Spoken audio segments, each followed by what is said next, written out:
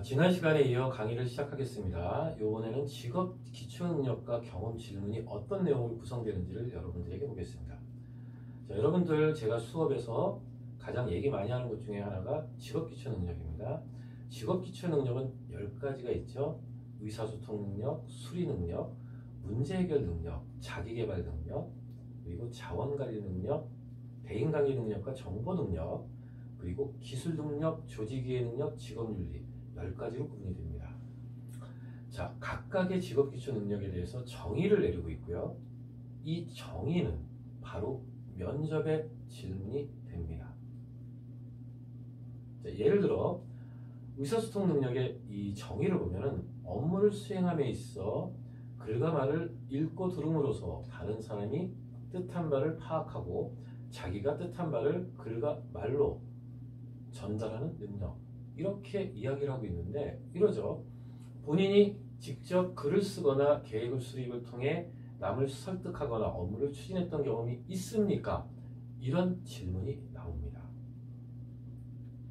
어떻게 보면은 유치하기도 하지만 근거 기반의 질문을 할 수 있다는 건 상당히 나중에 사후 감사나 이런 데를 피해갈 수 있다는 겁니다. 특히 공공기관에서 이 형식을 빌어서 많은 이야기를 하고 있습니다. 면접 질문을 도출해서 쓰는 거죠. 제가 일부 이제 타 전문가들의 강의를 듣는 경우가 있고 청강을 하는 경우도 있습니다. 이 부분을 언급하시는 분들은 그렇게 많지 않아요. 근데 몇 분은 이 부분을 이야기하시더라고요. 저와 동일한 경험이 될 수가 있겠죠. 저는 이제 면접을 가는 학생들한테 면접 지도도 하지만 면접 갔다 온 학생들이 저에게 피드백을 많이 해줍니다. 피드백을 딱 듣는 순간 저 깜짝 놀랐어요. 야, 이런 질문을 하는구나. 이거 직업 기초 능력의 정의를 갖고 질문을 하는 건데 이런 부분들이 여러분들이 좀 아셔야 될 부분이라고 생각합니다. 그래서 여러분 스스로 직업 기초 능력의 정의를 이렇게 읽어보시고 이 정의를 갖고 질문을 만들어 보세요. 그리고 그 질문에 따라 여러분들이 답변을 만들어 보시면 면접에 상당히 강점을 갖고 여러분들이 임하실 수 있지 않을까, 저는 그런 생각을 합니다. 이것이 직업 기초 능력과 또 이 뒤에 보면은 하위 능력이라고 되어 있어요. 하위 능력, 그 다음에 여러분들 입장에서 우측에 보시면 세부 요소가 있죠. 이것을 다 조합을 하면은 153개 정도의 질문이 나옵니다. 근데 이 질문을 제가 기출문제와 이렇게 매칭을 시켜보면 상당히 일치도가 높습니다. 한 30-40%는 되는 것 같아요. 그래서 여러분들께서 이 직업 기초 능력에 나와 있는 정의를 한번 살펴보실 필요가 있다. 꼭 읽어보시기 바랍니다. 자, 두 번째 수리 능력을 한번 볼까요? 업무 중 업무를 수행에 있어 사측 영산, 통계, 의미를 정확하게 판단하고 이를 업무에 적용하는 능력, 이렇게 표현하고 있습니다. 자, 어떤 사안을 갖고 본인이 계산한 근거로 남을 설득한 경험이 있습니까? 이렇게 나오기도 하고요. 본인이 직접 수립한 예산을 통해 어떤 행사를 기획한 적이 있습니까? 이런 질문도 나옵니다. 그리 어렵지 않은데 답변은 어렵죠. 특히 공공기관은 뭐라고 얘기하죠? 구조화된 면접을 합니다. 결국 뭐예요? 자기소개서에 있는 내용 질문은 거의 안 한다예요. 구조화된 면접의 특징은 면접 질문을 미리 준비하고 모든 지원자들에게 동일한 질문을 해라, 동일한 평가 기준을 갖고 질문을 해라, 그런 의미입니다. 그래서 여러분들이 아마도 여기에 있는 문구들을 면접 현장에서 자주 들으실 거예요. 사실 딱 한 번만 듣고 입사하면은 자주는 못 듣겠죠. 근데 여러분들 최소 5번 이상, 10번 이상의 면접을 해야지 성과를 만들 수 있습니다. 여러분들이 이런 맥락으로 조금 더 이 부분에 대해서 집중 부탁드립니다.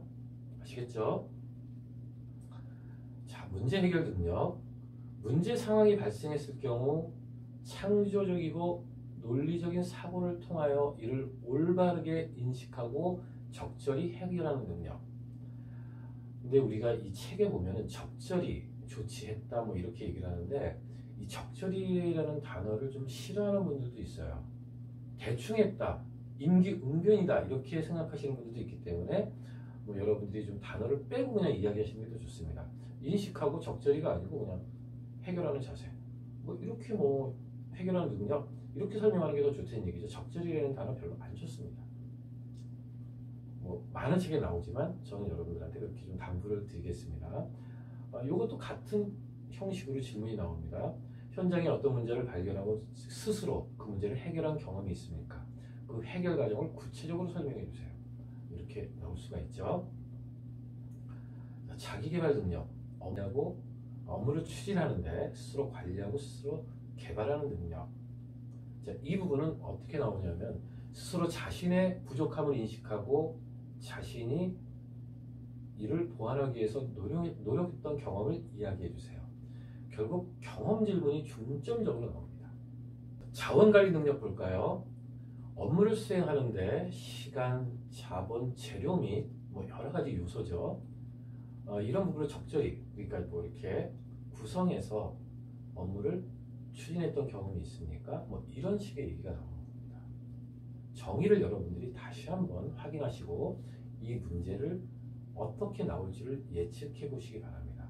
자, 이런 식으로 대인관계 능력, 정보 능력, 기술 능력, 조직이해 능력, 직업 윤리까지 질문이 다양하게 나온다는 거 여러분들이 좀 폭넓게 이해하시고 대응이 필요하다는 거 말씀을 드립니다. 자, 마지막으로 직업 윤리에 대해서 하나 말씀을 드리면 이건 그냥 이 질문이 가장 많이 나오는 것 같아요. 업무를 수행함에 있어서 뭐 이렇게 쭉 나오죠. 근데 제가 이 직업윤리에 대해서 가장 많이 들었던 내용 중 하나, 그 다음에 일부 회사는 자기소개서 작성 항목에도 있는데 본인의 희생을 무릅쓰고 남을 위하거나 조직을 위해 헌신한 경험이 있느냐, 이 질문이 많이 나옵니다. 자, 나중에 이 질문에 대한 답변은 제가 여러분들에게 제시를 할 거예요. 그래서 여러분들이 의사소통 능력서부터 직업윤리까지의 어떤 정의와 어떤 그 구분점을 이해하시고 면접에 대응하시길 당부드립니다. 자, 요번에는 아까 살짝 보여드렸었는데 하위 능력이죠. 하위 능력의 세부 요소도 나와요. 세부 요소가 이렇게 나오지 않습니까? 여기죠. 이 세부 요소에 대해서도 여러분들 이해가 좀 필요해요. 뭐 문서 지금 저는 여기서 의사소통 능력에 대해서만 관련된 하위 능력을 보여드리고 있는데 각각의 직업기초 능력 10가지 항목은 다 하위 능력과 세부 요소를 갖고 있습니다.